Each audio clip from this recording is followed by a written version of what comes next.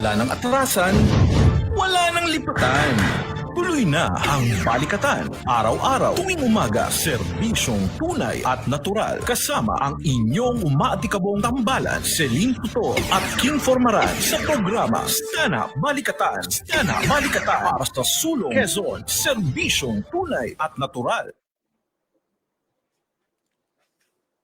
Magandang umaga, lungsod ng Tayabas, lungsod ng Lucena, una hanggang ika-4 na distrito ng ating lalawigan ng Quezon, Luzon, Visayas at Mindanao, kaugnay sa Pilipinas. Nagpupugay po sa inyong lahat, palatuntunang stand-up, balikatan para sa sulong Quezon ngayong araw na ito, araw ng Huwebes, ika-3 sa buwan ng Disyembre, taong 2020. Ako po ang isa sa inyong mga kabalitaan buong oras, Mariita Tinik mula sa bahay ng Bondok Isla, patuloy pamanaking anak, nagsasaka pagtulog, Celine Tutor. Ako po ang pangalawa sa inyong kasama ngayong pang-Webes edition ng programang Stand Up Balikatan para sa Sulong Quezon. Of course, with Dr. Helen Tan, si King Formaran po, magandang umaga.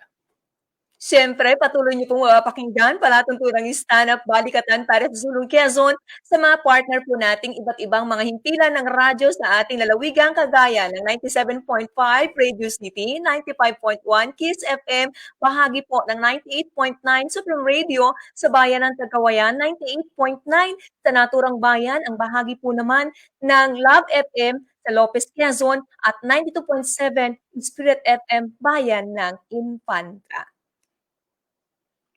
Partner, kumusta? Titigilan ako Maninibago na report na alam mo naman, of course, siyempre magaling na ating director kaya ako'y ingat na ingat pati mapagalitan Yan palang kaibahan pagka nasa period ka ng adjustment. Okay lang yan, normal naman na ginagawa talaga pagka sa ganitong hindi lang po tayo radio nasa television po tayo para doon sa kabatiran ng ilang marami nating taga-subaybay. Yung kasing iba akala ay radio lang.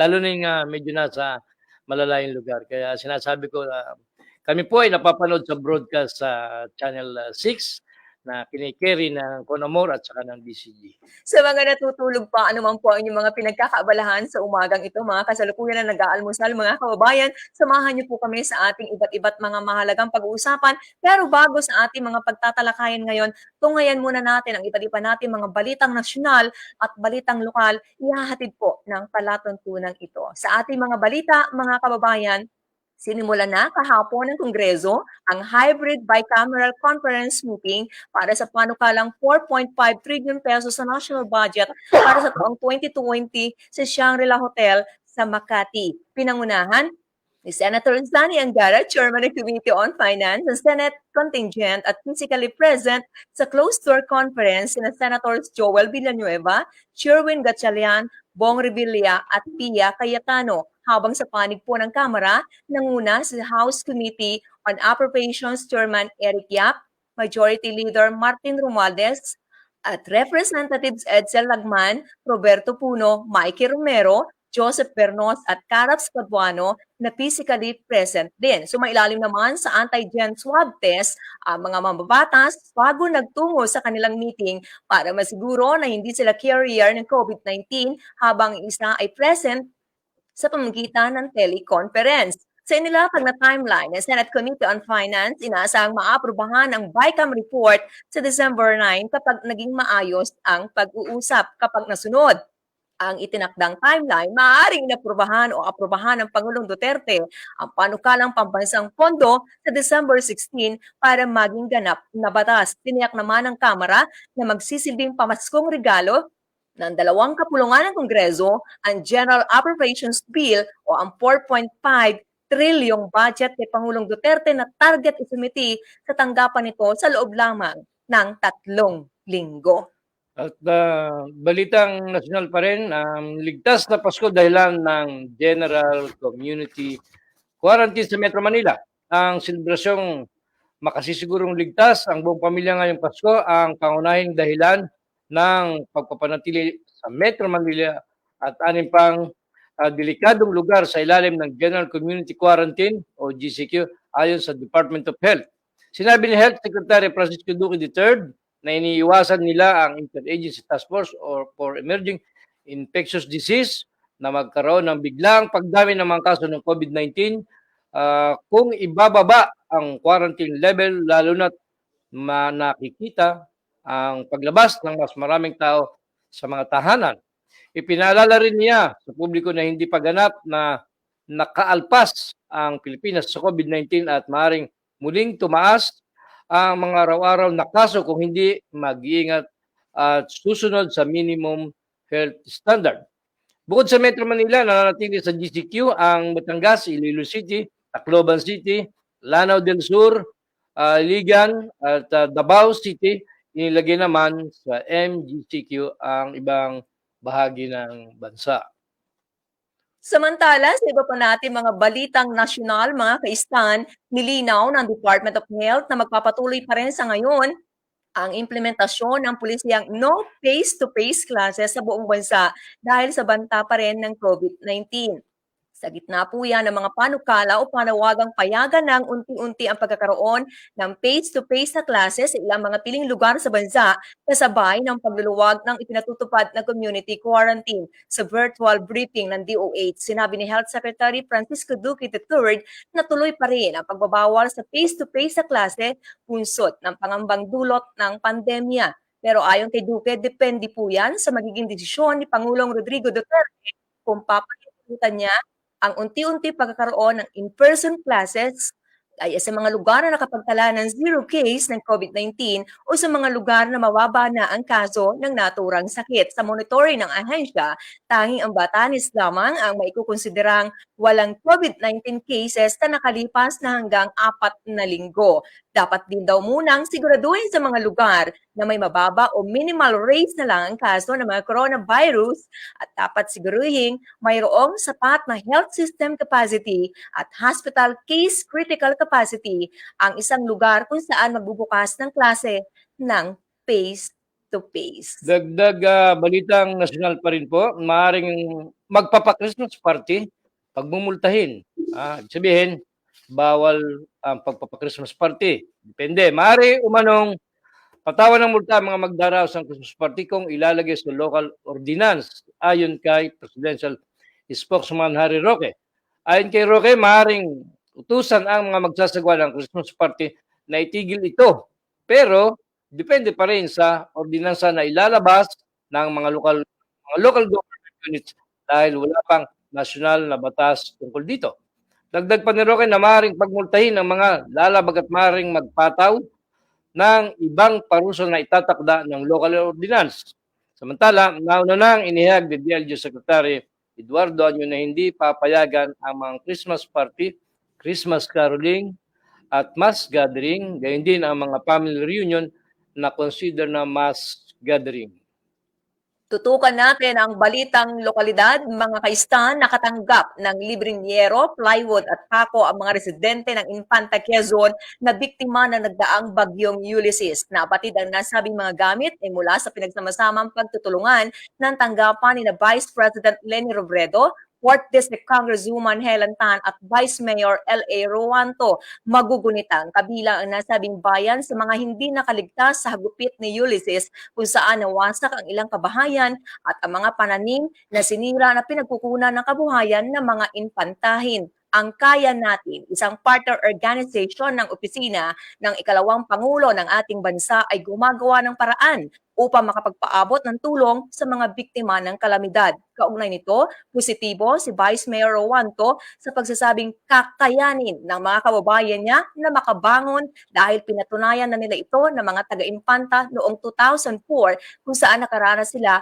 ng matinding trahedya. Ang Stand Up Infantay, balikatang pagbangon mula sa kalamidad ay pinagsamang tulong mula sa Kaya Natin at Sariling Sikap program ni Congresswoman Tan. Kaugnay niyan, ang donation drive ay naglalayong makapagbigay ng dagdag tulong para sa mga mamamayang partially damaged o totally damaged ng mga kalamidad. Para sa mga patuloy pang kinukumpleto ang mga dokumento, ilan sa mga kinakailangang maisumiti na dokumento, barangay certification na nagsasaad ng mapinsala ang inyong tahanan ng kalamidad, litrato o dokumento na nasirang parte ng bahay, valid ID na nanghihingi ng tulong. Samantala, Mula sa Sariling Sikap Program, sinabi ni Congresswoman Tan na ang mga higit na nangangailangan ang dapat na mabigyan ng oportunidad na maka-avail ng nasabing tulong. Dagdag balitang lokal pa rin po, mga kabataan sa Perez, Quezon, tinadalhan ng tulong ni Bukal Iris Armando. Dahil batid ng Pangulo ng Federasyon ng mga kabataan sa Quezon ang kahirapan ng mga ito, pag-aaral ngayon sa ilalim ng tinatawag na new normal kung saan sa online class ay lumilitaw na ilan sa mga nasabing sektor ay salat sa kagamitan. Bunga din ng kahirapan. Dahil dito, nagpaabot ng mga kagamitan na mapakikinabangan ang mga ito sa bayan ng Perez sa pagtutulungan ng serbisyong tunay at natural sa bayan ng Perez at of course ni Bukal Iris Armando. Namahagi ang mga ito ng mga bond papers at ink sa mga school na magagamit sa paggawa ng modules and envelopes. Paglalagyan naman ng mga kabataan ng kanilang mga modules at printer para sa tuloy-tuloy na paggawa ng modules ng mga guro para sa mga kabataang Peresian. Ang nasabing pagtulong ay itinataguyod hindi lamang sa bayan ng Perez ni Bukal Armando kundi sa iba pang bayan sa lalawigan ng Quezon. Dahil naniniwala ito sa kahalagahan ng edukasyon na dapat patuloy na ipagkakaloob sa maraming kapwa niya kabataan. Sa panghuli nating balita na lokalidad, mga kababayan, kamakailan nagtungo ang Team Energy Foundation sa San Ildefonso, Bulacan upang makapaghatid ng food and hygiene packs maging ng mga kumot at tuwalya sa mga residente ng naturang bayan na lubos na naapektuhan ng nagdaang paring bagyo. Iniabot kay San Ildefonso Mayor Carla Galvez Tan ang mga relief goods para sa mga pamilya sa naturang lugar. Samantala, magugunitang nagtungo din kamakailan ang Team Energy Foundation sa bayan ng Uwas Albay upang maghatid ng tulong sa mga nasalanta ng bagyo sa naturang pa ring lugar. Namahagi ang Team Energy Foundation ng mga relief packs na mayroong pagkain at mga hygiene products, gayon din ang mga construction materials tulad ng yero at roofing nails para sa mga pamilyang nawasak ang bahay dala ng malakas na ulan at hangin. Nakaranas ng malalakas na bagyo ang probinsya ng Albay kamakailan. Ito ang mga bagyong Kinta, Rolly at Ulysses. Ang Team Energy Foundation ang social development arm ng Team Energy, ang kumpanyang nagpapatakbo ng mga pagbilaw power plant sa bahagi ng Quezon. Dumako po tayo sa latest weather para sa lagay ng panahon. Batay sa pinakahuling datos na inilabas ng Pag-asa, kaninang alas 4 ng umaga, ang low pressure area ay tinatayang batay sa nakalap na datos ay nasa paligid ng poblasyon Albay. Ang buntot ng isang frontal system na nakaapekto sa silangang bahagi ng Hilaga at gitnang Luzon na natitira pang bahagi ng Luzon. Magiging maulap at makakaranas ng kalat-kalat na pag-ulan sa bahagi ng Cagayan Valley, Mimaropa, Bicol Region, Western Visayas at lalawigan ng Aurora at Quezon. Samantalang, makakaranas ng maulan at makararanas ng maulan ng kalagitnaan ng may magkakahiwalay na mahinang pag-ulan sa bahagi ng Metro Manila at natitirang bahagi ng Luzon. Yan po ang ating mga balitang inihatid ng palatang mga kababayan na ito, mga kaibigan, kaya mga balitang lokalidad at nasyonal na palagi pong tinatampok natin sa ating pang-araw-araw na edisyon nang sa ganon mabatid po ng bawat isa sa atin kung ano po ang sitwasyon na kalalagayan kinakaharap ng ating bansa sa kabuuan. Partner, yung usapin ng pagmumultahin sa panahon ng Pasko o kung sino man ang magsasagawa ng Christmas party. Mabigat yun. Paano gagawin to? Pero depende nga raw sa local ordinance. So, kinakailangan ang LGU ay magpatibay muna o magpasa ng mga local ordinance para tuloy ang ito ipagbawal. So, for the meantime, hindi pa. Siyempre, ito yung isa sa mga mainit na pinag-uusapan ng marami nating kababayan kasi season ngayon ng pamamasko. Ay, ang problema dyan, alam mo, pag gagawin ng LGU yan, kasi mabigat-bigat din mismo sa kalooban nila na gawin niya. Kaya lang, of course, kautusan yan mula sa ATF at dapat siyang ipatupad.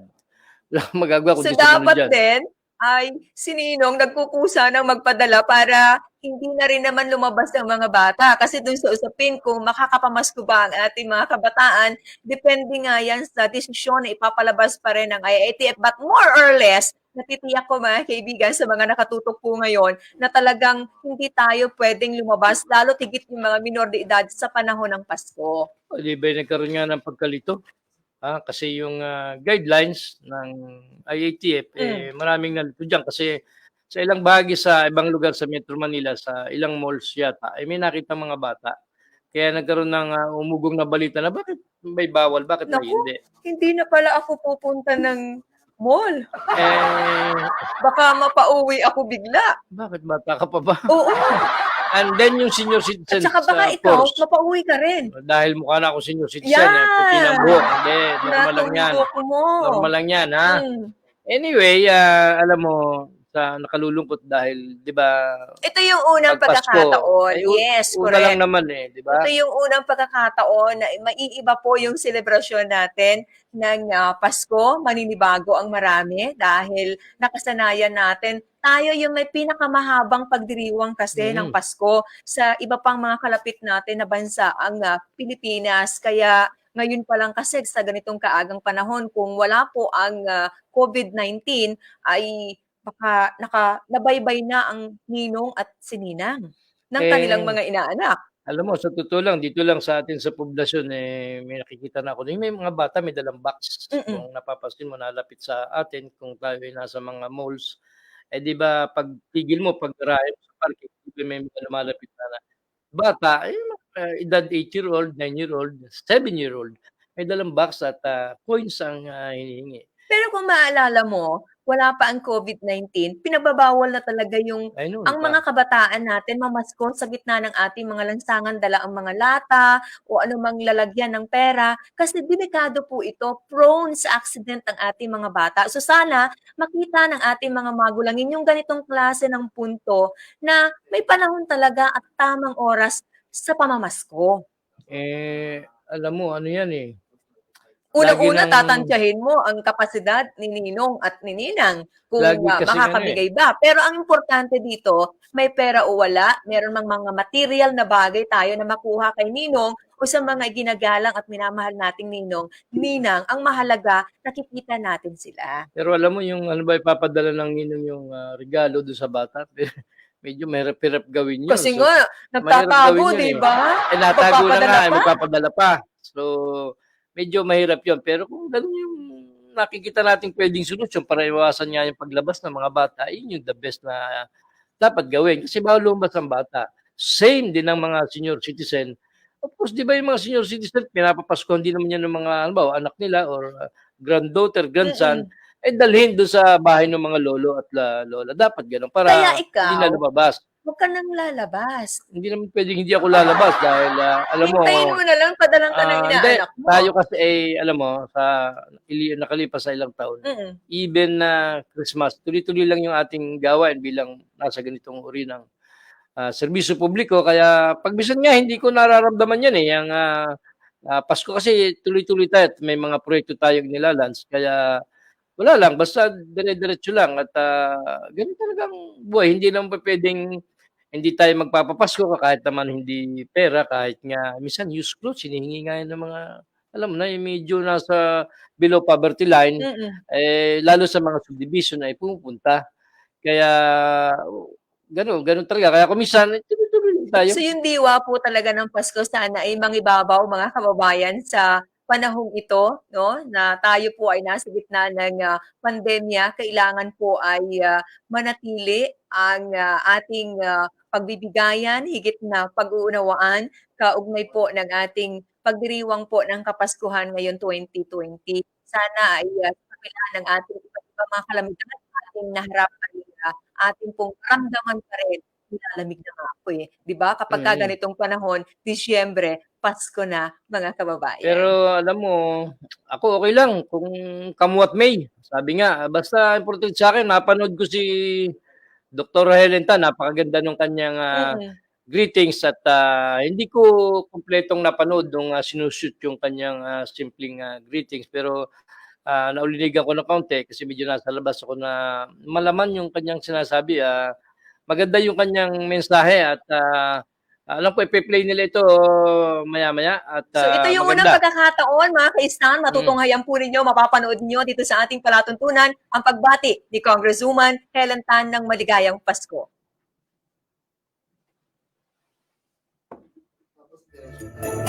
Maligayang Pasko po sa inyong lahat.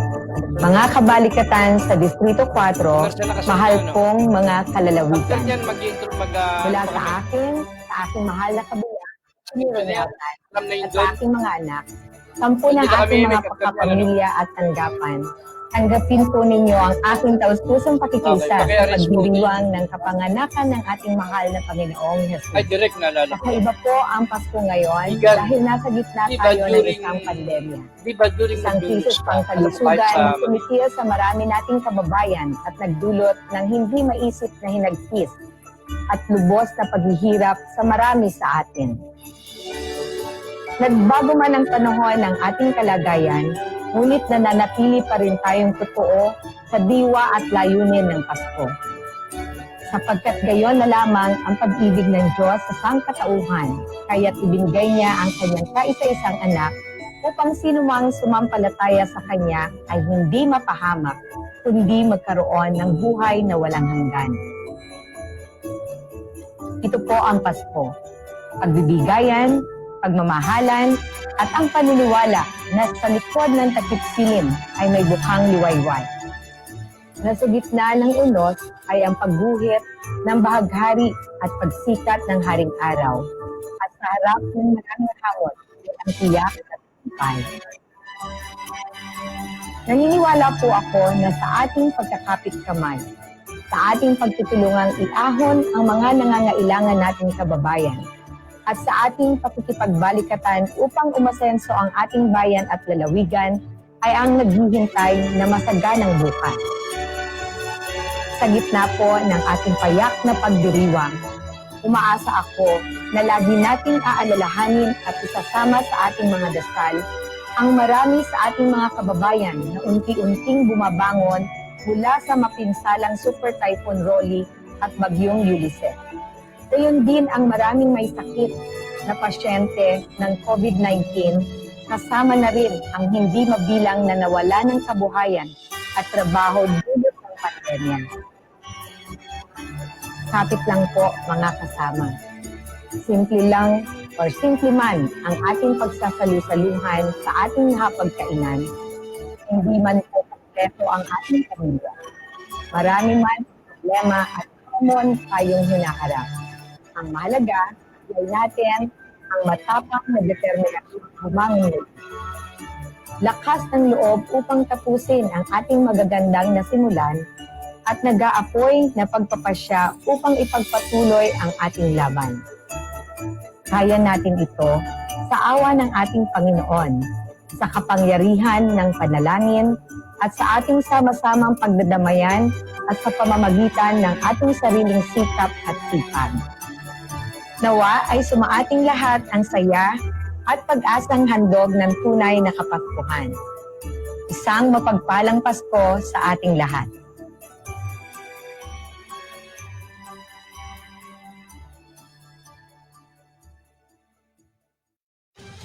Wala nang atrasan, wala nang lipatan. Tuloy na ang Balikatan. Araw-araw, tuwing umaga, serbisyong tunay at natural. Kasama ang inyong umaatikabong tambalan, Celine Tutor at Kim Formaran sa programa Stana Balikatan. Stana Balikatan para sa Sulong, Quezon. Serbisyong tunay at natural.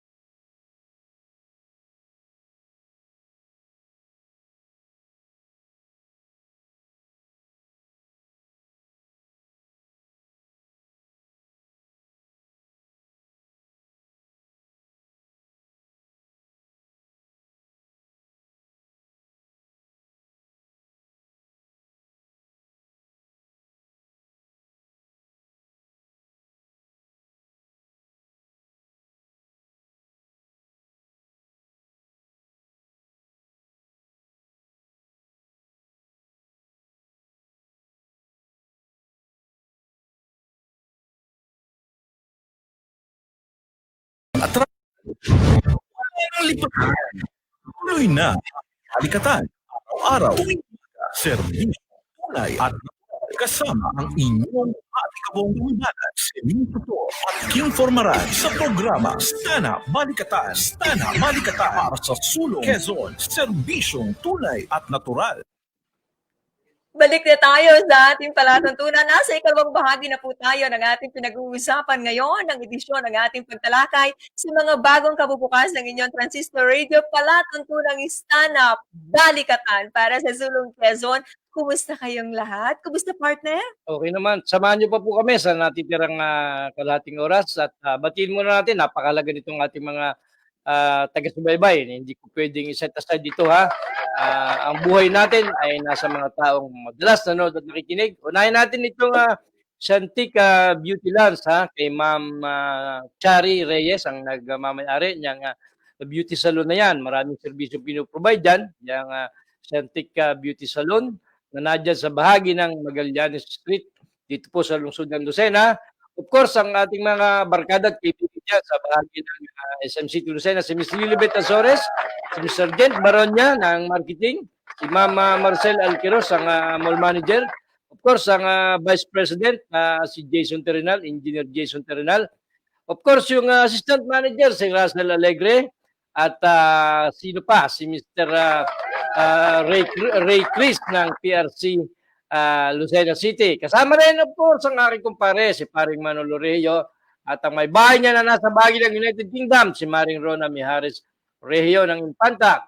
Kasama din ang ating masipag at batang-batang Assistant Regional Director ng NFA Cebu Province, si Engineer Alwin Oy, of course, si Erwin Rolia ng Rolia's Music Store, si Colonel Angway ng Provincial Command, si Colonel Albacea, ang Chief of Police ng Lucena, si Colonel Ibasco, ang Provincial Director ng Nueva Vizcaya, at sino pa? Si Mayor Gayeta, of course, ng Saraya, at Mayor Dodon Alcala, belated, happy birthday kay Mayor Maji, si Bukal Duarte, lagi ang nakasubaybay, si Bukal Iris Armando, marami yan, si Jun Salva, salamat po, at si Mayor Carlo Eliasar ng bahagi ng Mayor ng Tagawayan, Quezon, ang pinakamasipag na staff ni Mayor Dodon, Dangko Pangon, si Bobby Ramos, Philippine Statistics Authority, sino pa? Marami yan. Dito sa Engineering Department ng aming tanggapan, isa sa mga project engineer ni Doktora, si Boots, Engineer Boots Bautista. Of course, ang ating Chief of Staff, si Kayla Arela, ang kanyang masasipag na kasama, si Ian the Playboy Abuel, and si Tessa Villapato, si Lovely, at si Miss Jo, yung babae. Si si Ate Lucy, yung magluto ng masarap nating almusal dito. Ate Lucy, salamat sa pagpo-provide mo ng masarap na almusal sa amin. Ayan, ang ating mga kaibigan. Madalas sumusubaybay. Wow, ang daming binate. Yan ba yung mga araw-araw na nakatutok dito sa ating palatuntunan? Ay, araw-araw yan. At kung babagitin ko lahat, ay hindi na kaya ng ating oras. Siyempre, babati din ako. Hindi ako papahuli sa ating partner sa umagang ito. Ang kasalukuyan kong nasa laman ng ating lansangan bumabiyahe mula sa bahagi po ng Lopez. Palagi nakatutok sa ating palatuntunan. Konsehal Dan Oriarte, good morning kay Neil Ivan Ramos sa bahagi po ng Tiaong Quezon. At araw-araw din nakasubaybay sa palatuntunang Stand-Up. Batiin ko na magandang umaga ang kapatid ni Sir Raymond Nizal, ang kanyang kuya o kanyang bunso, si Sir Larry. Good morning. Marami pong salamat. Naku, nalimutan ko, pasensya ka na direct si Kunsihal Betty Hinobe, Kunsihal Arlene Hinobe, at ang kanyang nanay, si Ma'am Betty Hinobe, si Arvin. Pasensya ka na direct, nakalimutan ko. Lagi itong nakatutok, alas 4 pa, nakabang na sa atin si Kunsihal Hinobe at Kunsihal Vince Alcala. Alam mo ang konsihal dyan, si Konsihal Arlene. Hindi naman konsihal si Mother Hindi ba Betty Hinobe. Sorry Mother lang niya, si Yes. Ma'am Betty, na anak si Kunsihal Hinobe na kasamahan ni Kunsihal Alcala at itong si Binet Alcala na dadali ata bilang bukal. Good morning dyan sa bahagi po ng Saraya kay Kulit Alcala, Congressman Kulit Alcala, magandang umaga po. Sa mga Yeah, yung mga nagbibigyan sa umagang ito. Philippine Standard Time natin, 8 minuto, magalipas po ang ika-6 na ng umaga. Ingat po ang ating mga motorista. Nagpapaalala po Quezon 4th District Engineering Office sa ngalan ni Assistant District Engineer Rodel Purido, dahan-dahan lang para iwas disgrasya, iwas aberya sa ating mga lansangan. Para po Partner, din sa meron tayong Oo, ipapanood sa pero ating mga viewers sa umaga actually, ito. alam mo, kahilingan, umay na nga ako, pero kahilingan ito ng ating mga masugid at taga-subaybay, tagapanood, tagapakinig. Ito pong kamakailan na isang isang programa sa National Radio dyan sa DCRS ng dating kongresista, isang announcer din. I-play po natin at ito'y kahilingan ng nakararami. Pagbigyan po natin ito, bahagi po ito ng aming serbisyo publiko. Ang tanong naman ho ng mga taga-Quezon, kailan naman daw kaya magkakaroon ng tulong ang ombudsman sa isang commission of audit. Gagawin ng kaso ni Congressman J.J. Suarez, dating gobernador ng Lalawigan ng Quezon. Si Congressman Suarez ay kumakarap ngayon ng draft charges dahil sa 70 million pesos na anomalous procurement ng agricultural supplies noong 2015 hanggang 2017. Hindi ko kayang sagutin ang katanungan ni Ginoong Angelo Palmones at ang ilan natin mga kaubayan, lalo tigit ang bawat Quezon de la Cruz doon sa kailan magkakaroon ng katugunan ang Office of the Ombudsman sa usapin na yan sa kasong plunder na isinampa laban sa dating gobernador. Ngayon po ay kongresista ng ikalawang distrito, kumakatawan sa 2nd District sa bahagi ng mababang kapulungan ng Kongreso. Kailan? That is big question mark. Alam mo, yung binabanggit na yon ni Angelo Palmones, actually kasama niya, before yan, nagkaroon kasi ng interview kay Attorney Diego Magpantay, yung head ng Citizens Crime Watch ng ating bansa, katuwang ng ating Pangulong Vigo sa pagsugpo ng corruption. So ngayon, napanood po niyo yan, sariling news item ng DCRH na sinasabi nga dyan na kailan sasampahan si ex-governor J.J. Suarez sa kasong GRAP o tinatawag na technical malversation or Kasi kung papasok sa ating plunder yun maalala ang mga naunang pahayag ng ating Pangulong Duterte, yung mga ganitong klase ng kaso, anuman na kinasasangkutan ng mga opisyal ng ating pamahalaan, pinamamadali niya para malaman din at magsilbing babala doon sa ilang pa nating mga politikos sa ating bansa na makaiwas sa paggawa ng mga ganitong klase ng bagay na yung paggasta ng pera Sinabi kasi ng ating pamahalaan. Sinabi kasi dyan ni nung national president niya, si Attorney Diego Magpantay, pantatlong po itong nakaraang mga buwan, pantatlong po si Congressman J.J. Suarez na sinampahan na. Meaning, sinampahan na, past tense na. Paano ba nagawa ang na. ombudsman nagde-decide? Yung first case, parang first Well, of come, course, first serve person basis. yan. Oo, pag nakita mo dun sa kung papagawi ka ng ombudsman, So kung pantatlong po, kailangan mauna yung 29 ongoing yun. Ongoing yun. kaso na Ongoing yun. madinig, madesisyonan Yan. bago ang Siyempre. desisyon sa ating kongresista? Ay, siyempre, yun yung common procedure ng ginagawa sa mga korte kahit sa local court studies, FTC, sa FTC. Sabi ko nga sa'yo, pag napagawi ka, makita mo yung papel. Oo. So, meron diyang isang kalukuhan na nagaganap, hindi ko na babagitin kung saan. Halimbawa, ito yung papel ni kung sino mang congressman yan o meron yan. Malapit ka na malapit ka nang italaka yung sa iyo o i-set yung hearing. May magagaling dyan sa husgado. Alam mo ang technique nila?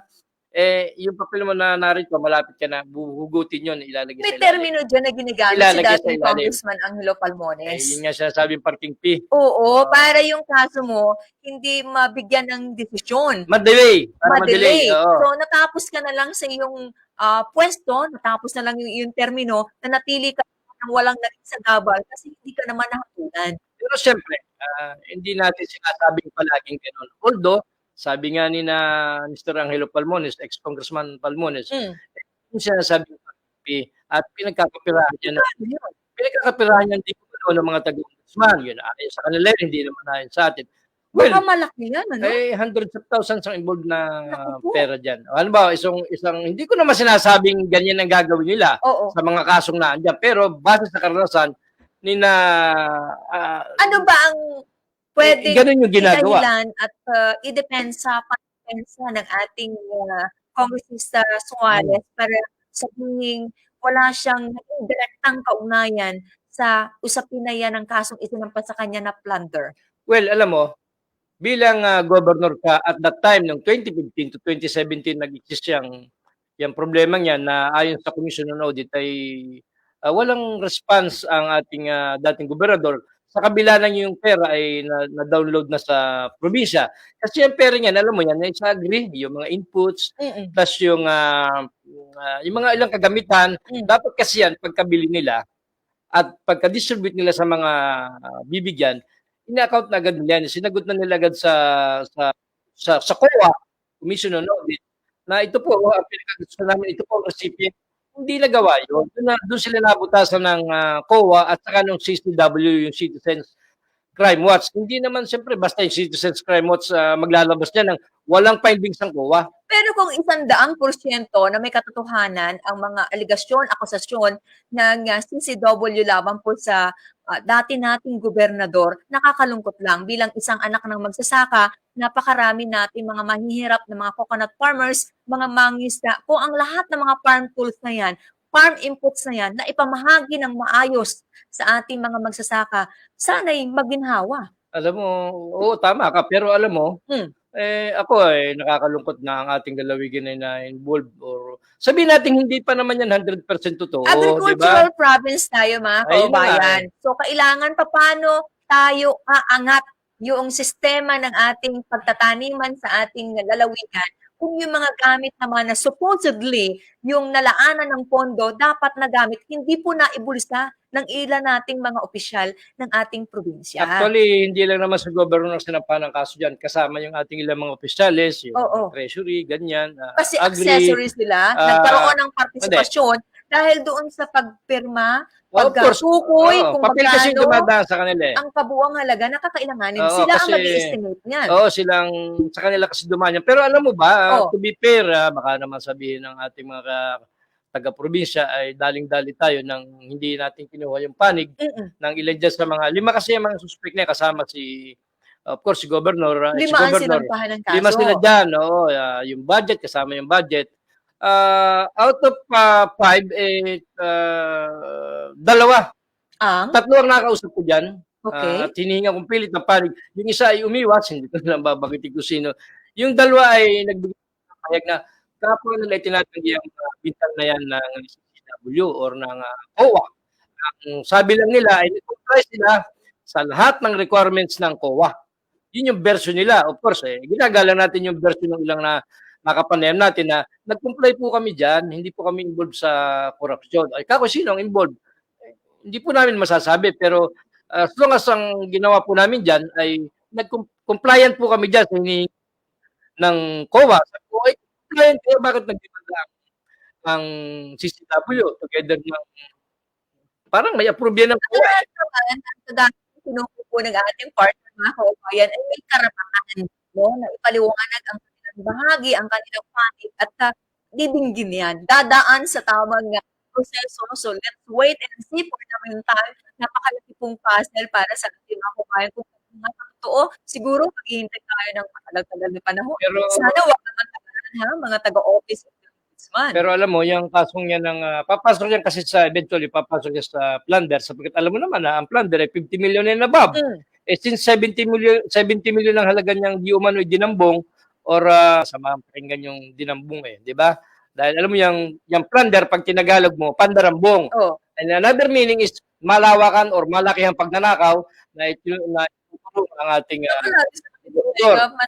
well, yung Tagalog pag minsan ko lang ay pandarambing. Ay lambing, pandarambing ang ginawa ni governor, ex-governor. Yan ang para hindi tayo masyado makasakit ng of course alam mo may mga kampiyan na nanonood sa atin dito. Ako personally ayaw ko makasakit ng damdamin kaya hindi ko inimik yung pandarambong. Pandarambing, yan po ang ating binibitaw sapagkat yan po ang sabi ng ating mga tagapanood, masyado lang naman yung drastic o nakakasakit ang ibig mo na pandarambong. Huwag mo Pero na niya ito, sabihin yan. Sabi bagay gano'n. na kaya natin binabanggit ito sa ating palatuntunan kung hindi man madalas paumanhin po para doon sa mga nag-aantabay, pero kailangan po talagang malaman ng ating taong bayan kung ano yung nangyayari sa ating pamahalaan. Kasi kung wala namang magsasalita, wala kayong maririnig, walang pupuna, anong mangyayari sa kaban ng ating pamahalaan? Sabi ko nga sa iyo, sa isang barangay na lang, huwag na tayo lumaki sa isang probinsya. Sa isang barangay, halimbawa, ang kapitan ng barangay at mga konsyal ay puro kalukuhan na pinagagagawa. At ikaw, halimbawa na ikaw na residente kayo na bunang ka, wala nang iimik. May takip ang mata? May takip ang mata, may busal ang bibig, wala nang iimik. Ano po ang itsura ng isang komunidad na ang lahat ng tao palibasa yung iba'y nakikinabang ay wala nang iimik? Ganun ba? Ay, magmalasakit tayo. Ganun Mga ba ang- kababayan, tawagan ganun ba? natin ang pansin ang bawat individual, ang bawat isa sa atin. Dapat magkaroon ng malaking concern. Hindi naman ito laban lang at dapat gawin ng ating mga nanunungkulan. Tayo mismo bilang individual, mamamayan, magkaroon ng malasakit. Sabi nga ng ilang ating mga retirees ng gobyerno na nagtrabaho sa Kapitolyo na ating nakakapanayam, nakakapanayam natin, sabi niya, alam mo King, kami tumanda na. Meron pa kasi mga nabubuhay na mga retired na 75 years Ilang old. taon yung sinasabi? Mga 70 and above na dating empleyado ng Kapitolyo, meron pa ako nakausap, nagsilbi pa sa panahon ni Gobernador Kaliwara. Ano ang mga Well, ang sabi sinasabi nila sa kasaysayan ng ating lalawigan ay wala pang gobernador na pinasuhan o napagbintangan. O, sabi natin, napagbintangan direct. Napagbintangan ka, ikaw ay involved sa pangarapong o sa Kasi mga... kailangan ng personality.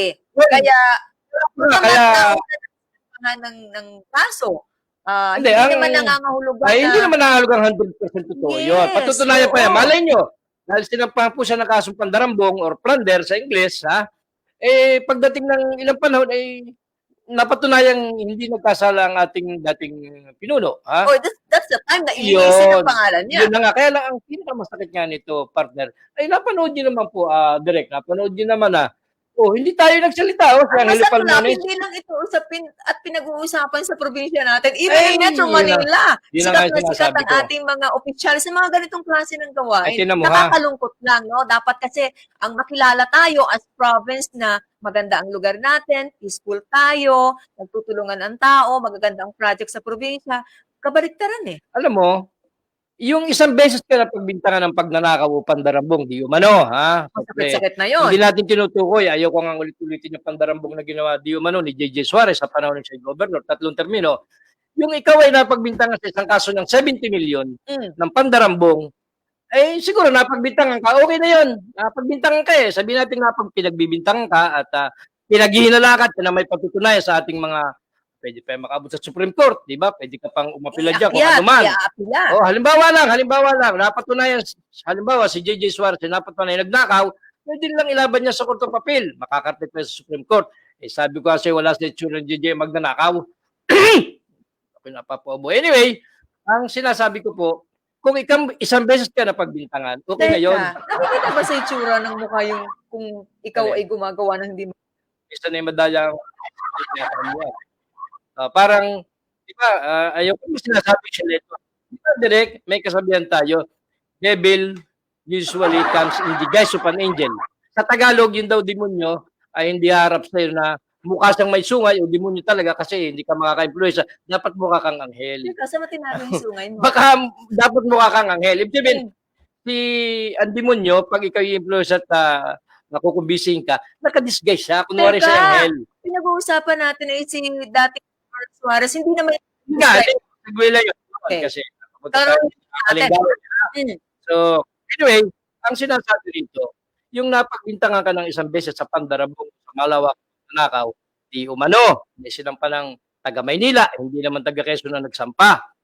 Ay okay na yun. Pero yung nasundan pa ng isa pang pandarambong na mas malaki na 750 million ang halaga, di umano na naman. Wow, Dahil ang binibintang laki. sa'yo, pinasok mo doon sa Quezon, Unlad Association, Foundation, kung ano yan, na 750 million, na doon mo ipinasok, nagtayo ka ng NGO, tapos after a year, nawala. At ang member ng NGO na sinasabing Unlad Quezon Association na yan, Foundation na yan, ang member ay nanay niya. Kung totoo yan, mas nakakaawa po ang ating mga kababayan. Ay, Kasi 750 nga, yung million. binabanggit ko, pinupunto naman ng inyong lingkod, yung pondo sana na nalalaan sa mga makabuluhan at kapaki-kapakinabang ng mga proyekto na dapat nating pakinabangan, mga kababayan, hindi napupunta kundi sa bulsa lamang ng iilan.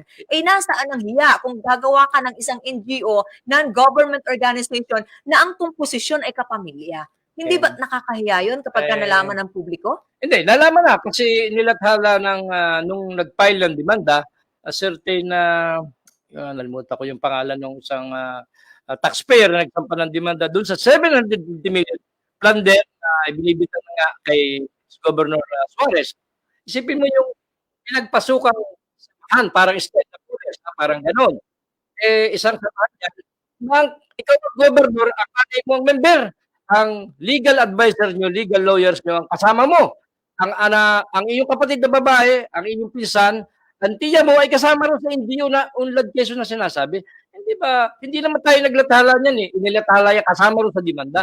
Naloko na, naluto na yung pondo kapag kaganyan yung sistema ng ating Sana nga hindi totoo mga yun. nanunungkulan. Ay, umaasa Sana. tayo na sana Na yung po pera ay- yun eh, may pinaglagyan na maayos. Yes, Sana. umaasa tayo na yung 750 million pesos na yan na binabanggit doon sa mga reklamo laban po sa ating dating gobernador ay walang katotohanan. Ako man naniniwala at umaasang sana'y hindi totoo. Eh, kaso, bakit naman merong tao na nagsampa niya? Naniniwala sila siguro na nagnakaw talaga itong mga ito. Eh, pasalamatan Sila. natin yung mga Oo. ganyang klase ng tao na lakas loob. Kung kukwestiyonin nila kung sino po yung mga nagsampa na reklamo, pasalamatan pa nga natin kasi may tumatayo eh. May nagmamalasakit. Eh kasi kung wala nga, kagaya ng pinupunto ko pa rin, paano na lang yung ating Alam mo, pera? ang pinaka yan, nung pagbintangan si ex-governor ng Pandarambog, antimano yung sila, pero sila mga tao, wala namang kinalaman doon sa pangyayari yun ng pagdidimad. Binueltahan nila, inakusuhan nila, engineer ng pagpapaagaw ng pera sa bahay niya. O, sige, granting na ito, ulitin ko. Halimbawa ako, direct, ako ay si engineer, nagpaagaw ako ng pera. Pera ko yun na pinaagaw ko eh, di ba? Hindi ko naman ninakaw yun eh, at hindi naman napatunayan ninakaw ko yun. Pero yung pera na naninakaw mo o inagaw mo, di ba? Halimbawa, pera mo, ninakaw mo sa gobyerno, inagaw mo sa gobyerno, at yun ang pinamimigay mo, ay malupit yun. Ibig sabihin, kung ako man ay nagpago ng pera, ayos lang yan, pera ko yan eh, kung totoo yan. Pero yung perang hindi iyot, inagaw mo, ayun ang masakit. Mas mahirap-hirap sagutin yun. Kaya, ang nangyari kasi dyan, nag-retaliate yung mga ito at pinagbintangan si engineer na di umano raw ay nagpagaw. Yun yung sagot dyan sa dalawang kaso ng plunder na yan. Mababaw ang yung pera, sagot. mga kababayan, mga ka-stand, tatandaan natin, sa tuwing meron tayong mga okasyon, kasiyahan, pinapaagaw talaga to. Bahagi na ng ating masaya, higit na nagpapasaya sa anumang klase po ng ating selebrasyon. Kaya hindi naman dapat questionin. Unang-una, kagaya po ng binanggit ng ating partner, personal naman pera niya yon, hindi naman ninakaw o hindi po pera na pinakailaman mula sa pribado o lalo tigit sa pondo ng ating gobyerno. Alam mo yan, yung pinaputok nila yan, ang masakit niya sa national padinala, sa national media, hindi rito sa local. Talagang gustong hiyain ang ating lalawigan. Kaya lang, nagbumirang sa kanila. Sino ba nakaupong governor? Di ba? Di ba tatama lagi sa mga nasa probinsya, yan ay retaliation nila. Kasi pinagbintangan nila sa engineer na nasa likod ng pagsasampa ng 750 million plunder case. 70 million plunder case na naman. Yung taong kawawa na pinagbintangan mo na nagpaagaw, sige, nagpaagaw. Yung inagaw mo, sa mo din lang inagaw mo, sa mo din lang inagaw. Di ba? Kung totoo. Ginamit ko yung mayor. Itong mayor, ginamit pa yung social. Yun namang isang ginamit, hindi ko maintindihan kung paano diskarte. Kaya anyway. Gaano kataas ang kredibilidad ng ginamit na konsehal na binabanggit mo? Actually, hindi ko siya kilala, kaya hindi ko masabi yung kredibilidad niya. Hindi ko siya personal na kilala. Pero isa lang lagi ang tinatanong ko kay konsehal ng Lopez Quezon na nagsampa ng kaso sa ombudsman laban kay engineer. Konsehal, magkano? Magkano konsehal? magkano ginasolina mo paparito kasi nagtaas ang presyo ng gasolina? Tinatanong ko lang kasi baka Sa araw sumunod ng bukas, din. baka may kasagutan ng iyong mga katanungan, pero dahil matatapos na po tayo sa edisyon ng ating palatuntunan ngayong umagang ito, pasalamatan natin ang ating mga nakapartner mula po sa iba't iba nating mga himpilan. Siyempre, hindi ko makakalimutan si Randy Remontigue, Danny Ordonez, Susan Salobre, at si Ramil Ramos. At ihahabol ko lang pagbati sa ating palatuntunan ngayon. Magandang umaga sa mga taga-Pacific mo, Lucena, General Manager Katang Habrika at Ma'am LB. Of course, si Ma'am Lily Petazores ng SM City Lucena. Good morning. Ako na ba? Ang bilis talaga ng oras. Anyway, ay ngayon po ay sa pang-Huwebes kaming edisyon at bukas po ay Biyernes. Ay di samahan niyo po kami kay Ate Maling Demesa, kapatid ni Roman at si Kuya Johnny. Nakakalimutan natin. Huli man daw at magaling, ay talagang huli pa rin. Ha? Ate Maling Desena, Kuya Johnny Desena dyan sa public market. Kasama yung ating administrator dyan, maski pa dyan, nagdi-disinfect palagi ha. At marami akong gustong sabihin, kaya lang mahigpit ng ating director ha. Talagang okay naman yan ha. Si paring Manolo Reyes ay madalas nanonood sa atin, kasama yung kanyang mababait na anak, yung ating former Child Care Development Center, palagi po yung nakantabay. Muli po ay kami babalik at kung lulobi ng Panginoon na bukas ng umaga ganap na ika-6 hanggang ika-7 dito po sa programang Stand Up Balikatan. Kami mamamaalam. Si King Formaran po nagpapasalamat, nagmamagandang umaga sa lahat po ng nanonood at sumusubaybay sa mga radio station. Sa pagtatapos natin sa ating pagtalakay ngayon, mag-iiwan po kami ng ating ilang mga mahalagang salita. Gabay natin po, dapat sa susunod na araw at tandaan natin, ang tunay na sekreto sa tagumpay ay pagsisikap at patuloy pagbukod sa bawat pagkakamali. Sa kala, ni Pag-Resumo na ako po ay nakapagkanta na kasama po para sa mga kababayan pagkikinig. Nasa bahagi ng sila ang inyong likod. Si Celine Tutor, magandang umaga, mabuhay tayong lahat. Wala nang atrasan, wala nang lipatan. Tuloy na ang Balikatan. Araw-araw, tuwing umaga, serbisyong tunay at natural. Kasama ang inyong umatikabong tambalan, Celine Tutor at Kim Formaran sa programa Tana Balikatan. Tana Balikatan para sa sulong Quezon. Serbisyong tunay at natural.